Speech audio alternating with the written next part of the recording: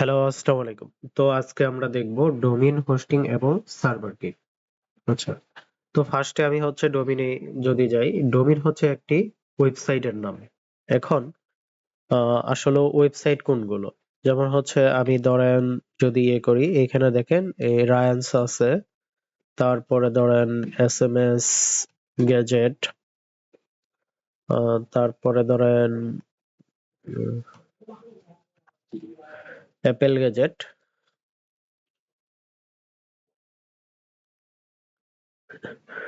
তো এইখানে দেখেন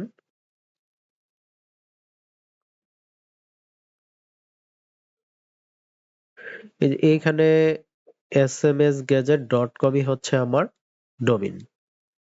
ঠিক আছে? তো এই যে এসএমএস গ্যাজেট যেটা আছে আমার এটা কি আমার ওয়েবসাইটের নাম। ঠিক আছে? এটাই হচ্ছে কি আমার ডোমেইন smsgadget.com। তো এটা হচ্ছে আমার ডোমেইন। তারপরে এখানে আছে অ্যাপেল গ্যাজেট, এই যে এখানে সেম। এখানে হচ্ছে আপনার এই যে দেখেন অ্যাপেল গ্যাজেট bd.com, এটাই হচ্ছে আমার ডোমেইন। ঠিক আছে? আর এখানে রায়ান্সের ক্ষেত্রেও সেম, যে রায়ান্স.com এটাই হচ্ছে আমার ডোমেইন। এখন দেখেন আপনি ডোমেইন কিভাবে কিনবেন, সেটার জন্য হচ্ছে কিছু হোস্টিং বা ডোমেইন প্রোভাইডার আছে। যেমন ধরুন আমি হোস্টিংগারে যদি চলে যাই, হোস্টিংগারে যাওয়ার পরে হচ্ছে আমি এখানে ক্লিক করি। তো এখানে এখন কি বলছে আমাকে ডোমেইনের type the domain if you want. আমি কি টাইপ ডোমেইন চাচ্ছি, যেমন ধরুন এখানে আমি ক্লিক করতে পারি, এমন লিখতে পারি ফরিদুল হৃদয় .com।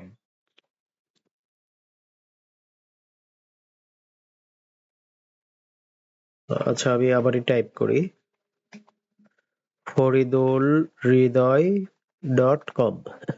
এখন এটা লিখে আমি সার্চ দিব, দেখবো আমার এই ডোমেইনটা অ্যাভেলেবেল আছে কিনা।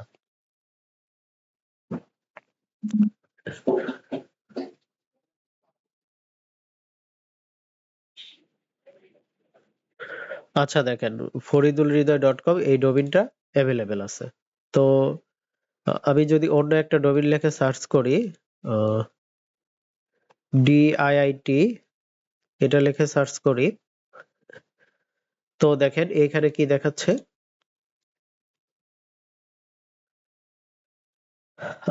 DIIT.com already taken. টেকেন বলতে কি, এটা কি বোঝাচ্ছে, এটা অলরেডি কেউ নিয়ে নিয়েছে। ঠিক আছে? যদি এখন এরকম হয় তাহলে আপনি কি করবেন দেখেন। এখন ধরেন আপনার এই নামেই দরকার, তো হচ্ছে সেই ক্ষেত্রে আপনি হচ্ছে আপনার আগে ডোমেইন নেমটা চুজ করবেন। ঠিক আছে? তো সেটা যদি এখান থেকে না পান তাহলে হচ্ছে সেটার সাথে কিছু অ্যাডজাস্ট করে দিবেন।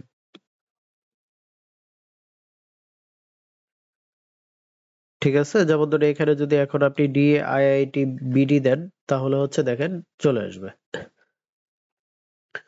এখন দেখেন এই ডোমেইন অ্যাভেলেবেল। আচ্ছা, এখন হচ্ছে আমরা হোস্টিং এ চলে যাই। এখানে দেখেন ডোমেইন দেখলাম, তার সার্ভিসে যদি চলে যাই ওয়েব হোস্টিং। এখন ওয়েব হোস্টিংটা কি? হোস্টিং হলো যে জায়গায় সকল ফাইল রাখা হয়। যেমন ধরেন আমি এখানে এখানে রায়ান্স.com এটা হচ্ছে আমার ডোমেইন। এখন এইখানে যে এই যে আমি যত আমার ফাইল আছে, পিকচার আছে, টোটাল যত ডকুমেন্ট কন্টেন্ট আছে সকল কিছু আমি কিসে জমা রাখছি? হোস্টিং এর সার্ভারে। এখন ওয়েব হোস্টিং হলো এমন একটি সার্ভিস যেখানে আপনার ওয়েবসাইটের সকল ফাইল ইন্টারনেটের একটি সার্ভারে রাখা হয়। এটা কি করছে? ইন্টারনেটের একটা সার্ভারে রাখা হয়েছে।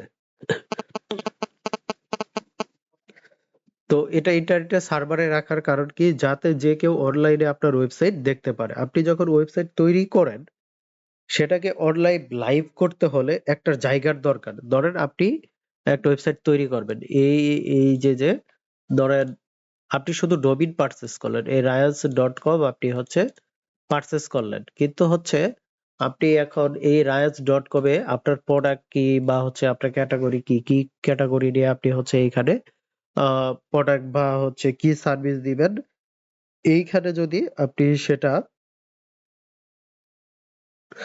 হোস্টিং এর মাধ্যমে না করেন তাহলে হচ্ছে সেই প্রোডাক্টগুলো আপনি দেখতে পারবেন। আপনার ডোমেইন আছে কিন্তু হচ্ছে হোস্টিং নাই। বিষয়টা এমন হয়ে যায় যে যেমন ধরেন আপনার দোকান আছে কিন্তু দোকানে কোনো মাল নেই। তো সেই ক্ষেত্রে ওই দোকানের কোনো ভ্যালু নেই। তো তো দোকানে যখন আমরা মালটাকে তুলি সেটাকেই হচ্ছে আবার হোস্টিং। এখন দেখেন হোস্টিং কেন দরকার হয়? ওয়েবসাইট অনলাইনে দেখানোর জন্য হোস্টিং দরকার হয়। ২৪ ঘন্টা ৭ দিন অ্যাক্সেস রাখার জন্য, ডাটা নিরাপদ রাখার জন্য, দ্রুত লোডিং স্পিড পাওয়ার জন্য হোস্টিং ব্যবহার করা হয়। হোস্টিং কিভাবে কাজ করে? এখন আপনি কোশ্চেন করতে পারেন, ভাই হোস্টিং কিভাবে কাজ করে?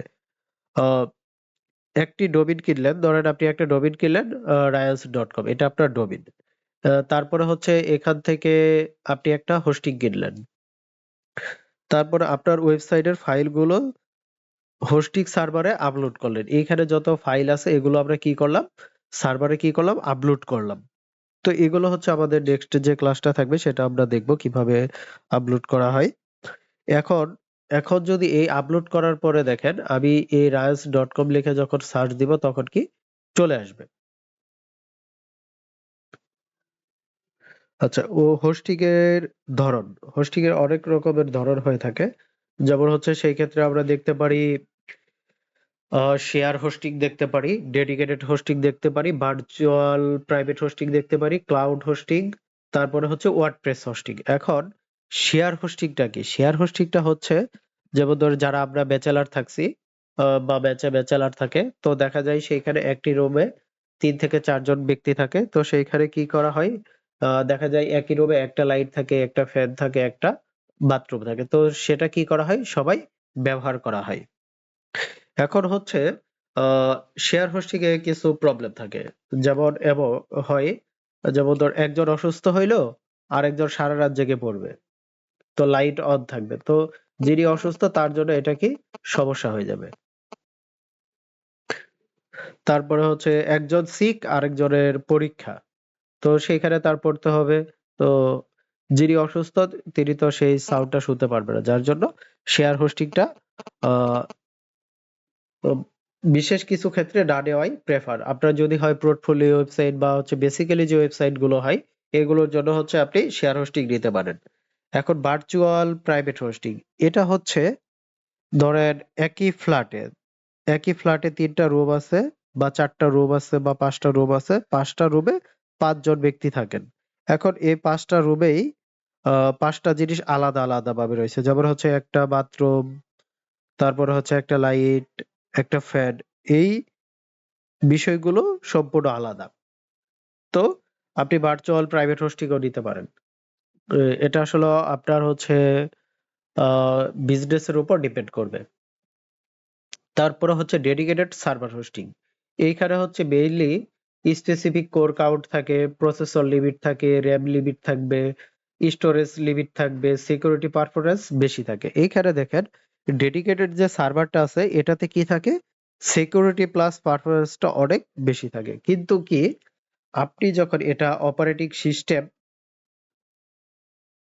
নিজের করতে হয়, অপারেটিং সিস্টেমটা কি করতে হয়? নিজের করতে হয়।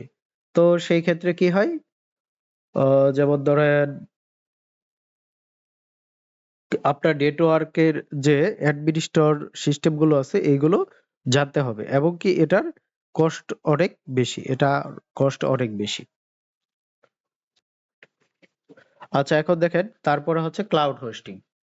এই হোস্টিং এ ৩টা সার্ভার থাকবে এবং ৩টা সার্ভারে একই তথ্য দেওয়া থাকবে। এখন যদি এখানে আমি হচ্ছে সার্ভার লিখে সার্চ দেই, সার্ভার লিখে সার্চ দেওয়ার পরে আমি এখানে ইমেজে চলে যাই। এই যে এইখানে দেখেন, এইখানে যদি আমি চিন্তা করি, তো দেখেন এইখানের কোনো একটা ধরতে পারেন এটা আমার হোস্টিং, বা এইটুকু আমার হোস্টিং, বা হচ্ছে এইটুকু আমার হোস্টিং, এটা আমার হোস্টিং এ রাখা হয়েছে, এটা এইটা, এখান থেকে যে কোনো একটা কিছু হতে পারে। এখন আপনার ধরেন ক্লাউড যে হোস্টিংটা আছে এটাতে ৩টা সার্ভার থাকে। যেমন ধরেন আচ্ছা চলে যাই, ধর এইখানে তিনটা সার্ভার আছে, একটা, দুইটা, তিনটা। এই তিনটা কি করবে, এই তিনটা সার্ভারে একই তথ্য দেওয়া থাকে, ঠিক আছে? এই তিনটা সার্ভারে একই তথ্য দেওয়া থাকে। ধরেন এইখানে নাম্বার 1, এটা 2, আর এটা হচ্ছে 3। তো 3 যদি দেওয়া থাকে, ধরেন ফার্স্ট সার্ভারটা কোনো একটা কারণে ডাউন হয়ে গেছে, তাহলে কি বাকি যে দুইটা সার্ভার আছে সেই দুইটা সার্ভার কি করবে, চালু থাকবে। সে যখন আপনি ওয়েবসাইটে চলে যাবেন তখন কি আপনার ওয়েবসাইটে সকল কিছু ঠিকঠাক থাকবে, 404 এরর বা আদার্স কোনো কিছু দেখাবে না। তো এই জন্য হচ্ছে কি আপনার ক্লাউড হোস্টিংটা আপনি নিতে পারেন। এরপরে হচ্ছে ওয়ার্ডপ্রেস হোস্টিং। তো একটা ওয়ার্ডপ্রেস হোস্টিং এর জন্য কয়েকটা জিনিস দরকার হয়, যেমন হচ্ছে ব্যাকআপ সিস্টেম থাকতে হয়, সিকিউরিটি থাকতে হয়, প্লাগইন সিস্টেম থাকতে হয়, সাপোর্ট প্লাস আদার যে বিষয়গুলো আছে এগুলো থাকতে হয়। এখন হচ্ছে আপনার আমাদের কোর্সে থাকতে পারে আপনি কোন কোম্পানি থেকে হোস্টিং বা হচ্ছে ডোমেইন পারচেজ করবেন। এখন সেই ক্ষেত্রে হচ্ছে আপনি কয়েকটা প্রোভাইডার আছে। যদি ইন্টারন্যাশনালি যাই তা সেই ক্ষেত্রে হচ্ছে আপনি হোস্টিংগার ইউজ করতে পারেন। তারপরে হচ্ছে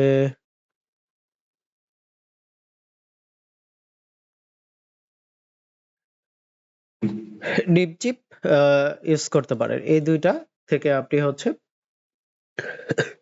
ডোমেইন বা হোস্টিং পারচেজ করতে পারেন। এছাড়া যদি আপনি বাংলাদেশি কোনো সার্ভিস প্রোভাইডার থেকে কোম্পানি থেকে হোস্টিং বা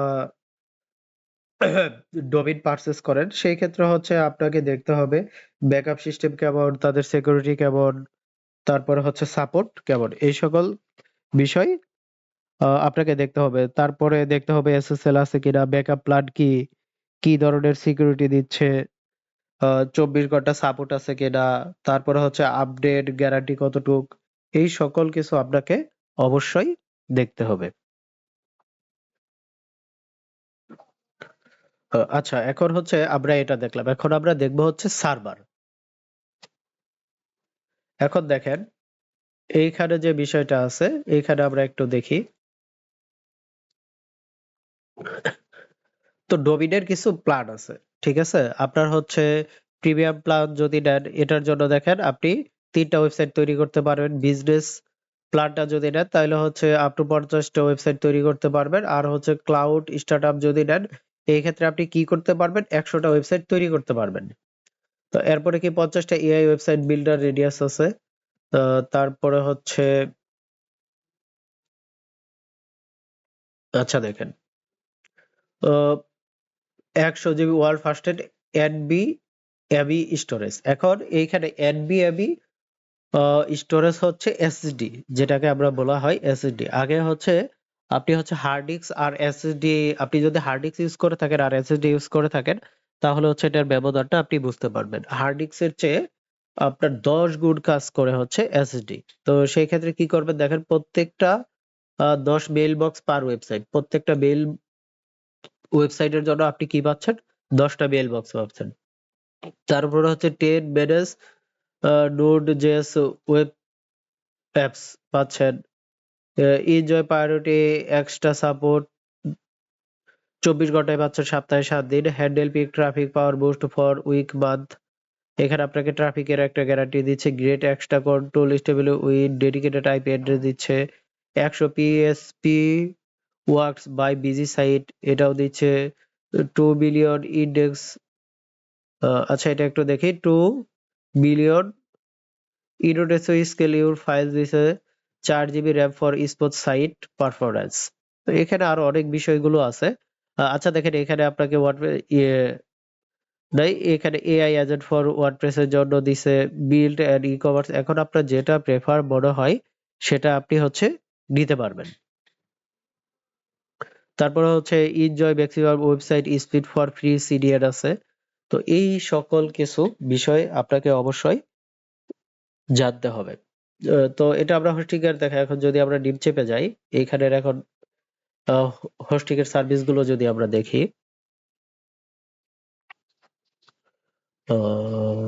আচ্ছা এটা আমরা একটা প্ল্যানে চলে যাই, যেমন স্মল বিজনেস এর প্ল্যানে চলে যাই।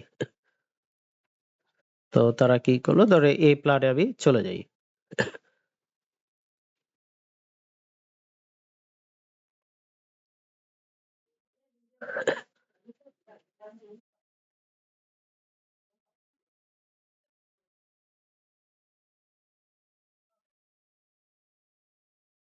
আচ্ছা দেখেন রিসেলার ডিস্ক 30 GB SSD।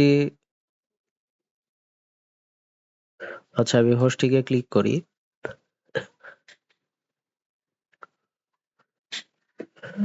আচ্ছা আচ্ছা শেয়ার হোস্টিং এ যাই।